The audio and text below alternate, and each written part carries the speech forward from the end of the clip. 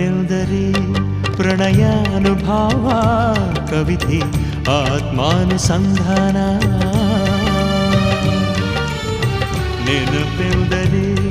ಮಡಿಬಿಲ್ಲ ಛಾಯೆ ನನ್ನೆದೆಯ ಬಾಂದಳದಿಯ ನನ್ನೆದೆಯ ಬಾಂದಳದಿ ಚಿತ್ತಾರ ಬರೆದವಳೆ ಸುತ್ತೇಳು ಲೋಕದಲ್ಲಿ ಮತ್ತೆಲ್ಲಿ ಸಿಗದವಳೆ ನನ್ನೊಳಗೆ